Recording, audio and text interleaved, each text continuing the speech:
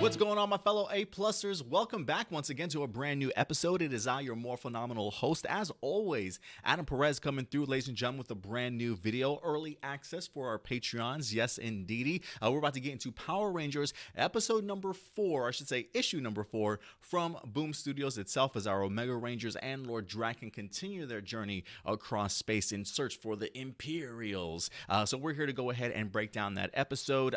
Early access, as always, when we have a brand new comic book from Power Rangers on Wednesday for you guys, and then will become available to the public this weekend. So I hope you certainly are enjoying your early access. But guys, let's get into this episode, or this particular issue, because one of the complaints that I've actually had over, I want to say, episodes maybe 2 and 3 of Power Rangers, where to me at least, it kind of felt a little bit filler at times. I almost didn't feel like it advanced the plot too much in regards to like some of the space vampires and things like that.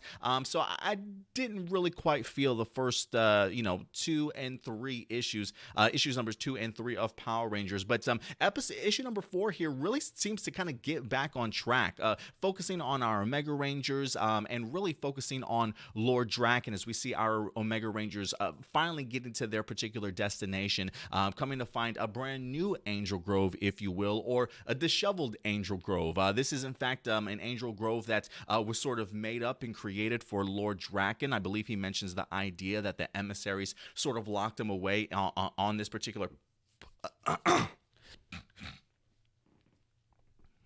He does mention in here the idea that the emissaries, in fact, actually locked him away on this particular world to kind of keep him entrapped after the Shattered Grid events that we wind up seeing, and really kind of creating this world for himself, if you will. And for me, I really enjoyed sort of this character moment here for Lord Drakkon, the opportunity to be able to see the world that he created, the fact that he hasn't been here in so long that it's now starting to kind of come apart, if you will. The idea of having the other Power Rangers kind of, scope around the world that he kind of created for himself, and just trying to see how he lived, what the world certainly was like. And you definitely do get a lot of judgment from that, of like, Zach and things like that, kind of questioning some of his motives throughout this particular issue. But for me, I really love the idea of how it puts Lord Drakkon in this very lonely mindset throughout this time period. Why he probably went as crazy as he certainly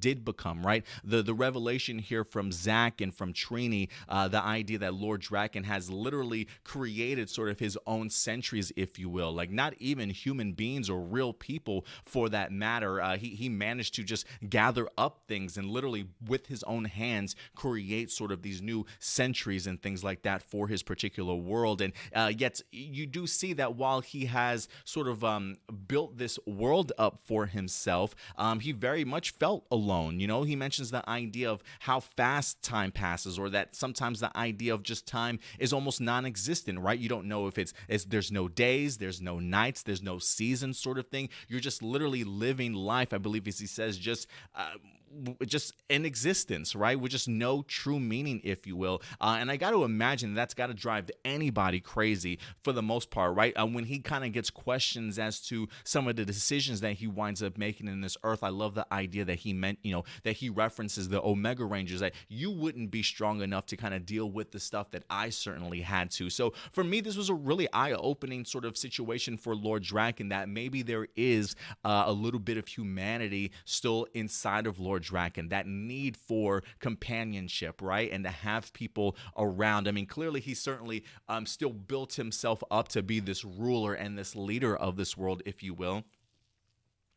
But there is an element of needing people that's certainly there for Lord Drakkon, and considering the fact of how long he certainly was by himself, it definitely makes sense that the next time that we see Lord Drakkon from Shattered Grid is he's disheveled and just messed up as he certainly could be. So he's definitely has his own journey along the way, and I think this is a really great glimpse into some of that journey for Lord Drakkon that we haven't been privy to before, and I think just adds a little bit more humanity to the Lord Lord Drakkon characters. So for me, I really enjoyed this. I enjoyed the battle with the Omega Rangers against the Guardians that the emissaries have sort of put into place, if you will, for this particular world. So in regards to that in general, when it comes to Lord Drakkon in this world, I really enjoyed this concept, the concept for this this issue. So I'm really glad that Ryan Parrott wind up exploring Lord Drakkon a little bit more in here. And secondly, the mystery behind the Imperials, along with this red emissary that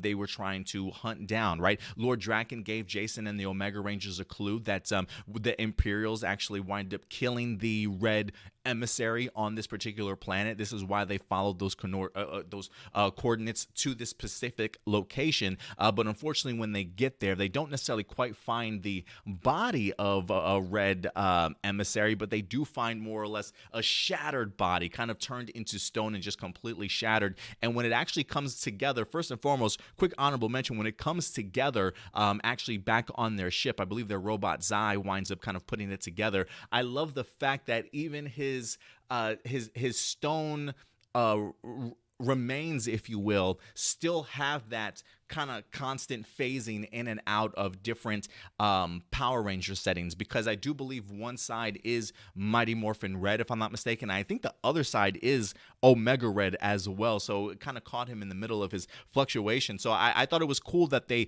reassembled his body and come to quickly find out that they now do have a way of tracking down the Imperials. Instead of trying to find traces of the Imperials, we come to find out that the Imperials have taken sort of a souvenir away from this emissary with them. So why not try and locate the emissary signature? And that should certainly land you to where you certainly need to go. So the adventure and journey certainly continues for our Omega Rangers here, but I'm all for it as long as the stuff in between a new clue and their destination, as long as whatever's in between there is just as eventful and doesn't come across as filler, I'm completely okay with it. And I really also enjoyed the ending of this issue where we get the opportunity to see just sort of a cameo from the planet Onyx. Now, for those of you who are Power Ranger fans, Onyx has been brought up several times. We've seen it in Power Rangers in Space, most notably. I believe it's popped up again in Lost Galaxy, a couple of references here throughout Power Rangers franchise and things like that. So I love the fact that we're getting the opportunity to kind of see like this villain home base or this villain lounge planet, if you will, right? Where we get the opportunity to see all these other villains from across the world having a place where they can congregate, talk about certainly what's going on in their own sort of villain circles, if you will. So the fact that Ryan Parrott is taking us to this particular planet in some particular way or another, I'm excited for. It seems very much as though Lord Drakkon is kind of setting them up to go to this planet to get repairs for their ship before they go forward. And I continue to love the connections between Power Rangers and Power Rangers in Space. You know, we're supposed to be getting a one-shot, if I'm not mistaken, from Boom Studios about a very young astronomer, if you will, or Corone. So to kind of see them dabbling a little bit in there definitely makes me feel as though they're making the proper movements to eventually get us to another time period for Power Rangers at some particular point in time. So all the connections are there. The astronomer one-shot, the idea of the planet Onyx that they have to visit here in the upcoming issues of Power Rangers. Count me excited, man. It was really great to see some of those villains on there also, and just really cool to kind of see some of the connections that we're making to other Power Ranger series. And I love the fact that they've managed to put this planet in there. So I'm eager for it, man.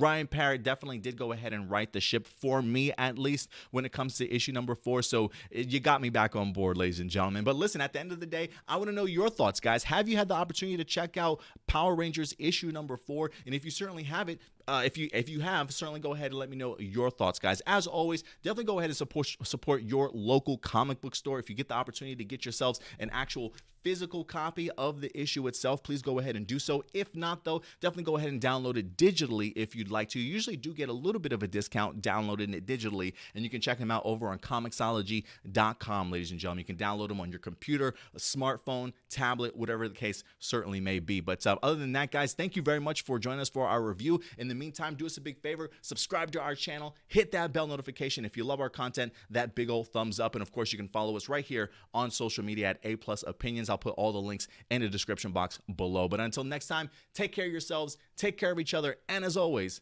keep it A+. I'll talk to you later. Bye.